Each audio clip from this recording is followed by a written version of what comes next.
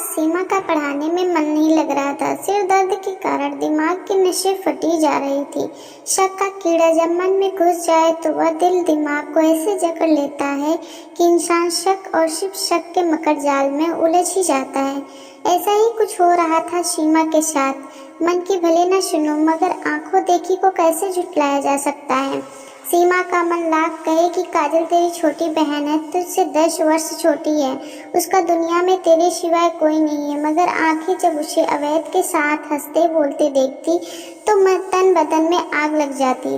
माना काजल अभी बच्ची है, मगर अवैध तो समझदार है। उन्हें तो जीजा साली के रिश्तों की नजाकत समझते हुए दूरी बनाए रखनी चाहिए।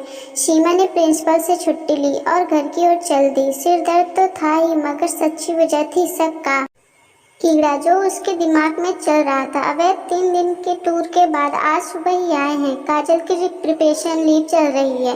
सारा दिन दोनों अकेले रहेंगे। कहीं कुछ कर बैठे तो जो बात इतने महीनों से सिर्फ शक थी, उसे आज सबूत के रूप में देखने के लिए सीमा उतावली हो रही थी। आज सारा किस्सा खत्म हो जाएगा। सीमा ने ठान लिया था, आज मैं काजल को घर से धक्का देने में जरा भी हिचकिचाऊंगी नहीं। मैं भूल जाऊंगी कि मेरी माँ ने मरते समय 9 वर्ष की मासूम काजल का हाथ मेरे हाथ में देकर मुझसे वादा लिया था कि मैं माँ की तरह इसका पालन पोषण करूंगी, और मैंने किया भी। मुझे कभी निसंतान होने का मलाल नहीं हुआ। मैंने 19 साल की उम्र में इसकी माँ बनकर दिखाया। मम्मी पापा के एक्सीडेंट का इस मासूम पर इतना गहरा असर पड़ा था कि यह बुरी तरह सहम गई थी। मैंने और अवैध ने उसे इस सदमे से उबारने मैं कोई कसर नहीं छोड़ी थी। मुझे क्या मालूम था कि यह मुझे ही सदमा देने वाली है। सीमा ने ऑटो रिक्शा घर से कुछ ही दूर पर रोक दिया। घर का मुख्य द्वार खुला था। उसे खुशी हुई कि वह बिना आवाज के चुपचाप बेडरूम तक पहुंच जाएगी। उसने धीरे से पर्दा सरकाया। टीवी पर कोई फिल्म चल रही थी। अवैध और काजल एक ही सोफे पर बैठे हंसते हंसते एक दूसरे पर गिरे जा रहे थे। हाथ में रखी पॉपकॉर्न इधर उधर बिखरते जा रहे थे। यह सब देखकर सीमा भड़क गई। दिमाग इतना गर्म हो गया था कि उसे पता ही नहीं चल रहा था वह काजल से क्या बोले जा रही है। बेशरम, मैंने बेटी बढ़कर तुझे प्यार दिया और तू मेरे ही घर में डाका डाल रही है। निकल जा मेरे घर से। साथ ही एक जोरदार थप्पड़ जड़ दिया उसके बोले मासूम चेहरे पर। काजल घबरा गई। दीदी क्या हुआ? इसके आगे कुछ ना बोल पाई काजल। अवैध गुस्से से आगोबूला हो रहे थे। कितनी घटिया और ओछी सोच है तुम्हारी। मैं उसे बच्चे की तरह प्यार करता हूँ। बात काटते हुए सीमा चिल्लाई। बच्चे की तरह प्यार करते हो या बच्चा पाने की चाह में प्यार करते हो? यह सुनते ही अवैध और काजल के होश उड़ गए। काजल रोते रोते अपने कमरे में भाग गई। अवैध ने अपने कानों पर हाथ रख लिए। सीमा अपनी भड़ास निकालती रही। अवैध एक शब्द भी नहीं बोल पाए। इसके साथ ही तीनों के बीच हो रही बात खत्म हो गई। सारे घर में कब्रिस्तान सी चुप्पी पसर गई। काजल हमेशा अपने कमरे में ही बंद रहती है। अवैध अधिक समय से घर से बाहर बिताते हैं। सीमा निश्चिंत थी कि उसने अपने घर को बचा लिया। उसने निश्चय कर लिया था कि 18 की होते ही काजल का विवाह करके इस समस्या को जड़ से खत्म कर उखाड़ फेंकेगी। लेकिन काल के पिटारे में कितने नागबंद हैं वह नहीं जानती थी। इस बात को लगभग 15 दिन हो गए थे। गुस्से का उफान धीरे धीरे कम हो रहा था। अवैध 1 हफ्ते के लिए टूर पर गए थे। काजल की आज पहली परीक्षा थी। कहीं सोती न रह जाए यह देखने के लिए सीमा काजल के कमरे में गई तो काजल के बिस्तर पर एक लेटर पड़ा देखकर चौंक पड़ी, जिस पर लिखा था, मैं घर छोड़कर जा रही हूँ। मुझे ढूंढने या पुलिस में रिपोर्ट लिखवाने का कष्ट मत करना। सीमा के तो होश उड़ गए। अवैध को फोन किस मुंह से करती। परीक्षा का समय समाप्त होने पर उसके करीब मित्र को फोन लगाया। बहुत मिन्नत के बाद उसने बताया कि काजल परीक्षा देने नहीं आई है। उसने तो शादी कर ली है एक राघव नाम के 32 वर्ष के युवक के साथ। उसी ने बताया कि नेट पर उसकी दोस्ती हुई थी। उसके साथ यह सब कुछ सुनकर दुख से अधिक गुस्सा आया। यह नेट और मोबाइल पर 4 दिन की खुसर फुसर वाली बेमेल शादियाँ कहाँ टिकती हैं भला। अपने को स्मार्ट समझ रही है। यह सिला दिया है मेरी परवरिश का। अरे उसके भले के लिए 2 शब्द कह दिए तो क्या मुंह उठाकर चल देगी और बिना बताए शादी भी कर लेगी। सीमा बहुत परेशान हो गई, लेकिन उसने अपने मन को समझा लिया।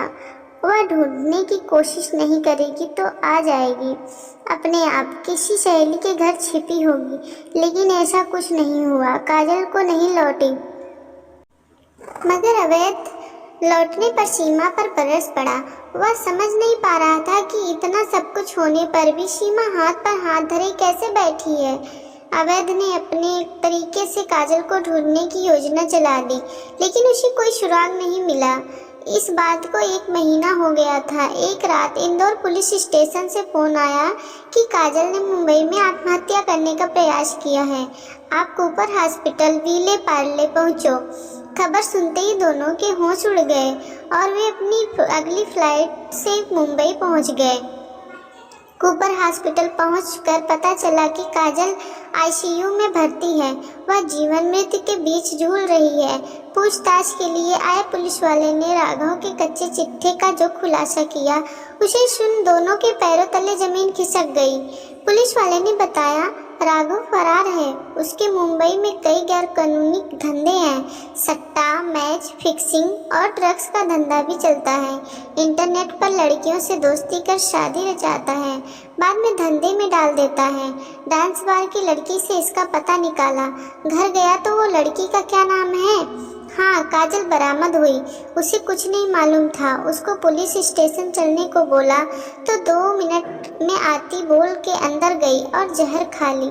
हम ही उसको इधर हॉस्पिटल में लाए। सीमा फपक फपक कर रो रही थी और बार बार अवैध से माफ़ी मांग रही थी। अवैध, मैं तुम दोनों की गुनहगार हूँ। ना मैं तुम दोनों पर शक करती, ना काजल जल्दबाजी में यह बेमेल शादी करती। अवैध प्यार से बोला। सीमा में काजल को अपनी बच्ची की तरह प्यार करता था ताकि उसे पिता की कमी महसूस ना हो, पर तुमने तो गलत अर्थ ही निकाल लिया। मैं अपने बच्चे का रूप उसमें देख रहा था, वह अपने माता पिता का रूप मुझ में देखती थी। उम्र में बहुत अधिक अंतर होने की वजह से उसने बड़े सहज रूप से मुझे पिता के स्थान पर रख दिया था।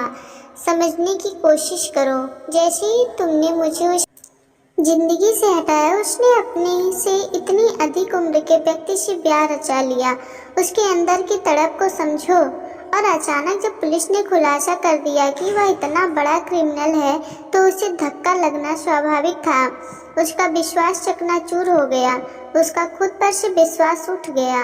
उसे लगा होगा कि जीवन में कुछ बचा ही नहीं है। शायद यही सोचकर उसने जीवन का अंत करने का प्रयास किया होगा। सीमा के तो आंसू थमने का नाम ही नहीं ले रहे थे। उसे चुप कराते हुए अवैध बोला, देखो, बीती बातों पर रोने का कोई फायदा नहीं है। बाकी सब बातें छोड़कर पुलिस से इजाज़त लेकर काजल को घर ले जाने की तैयारी करो।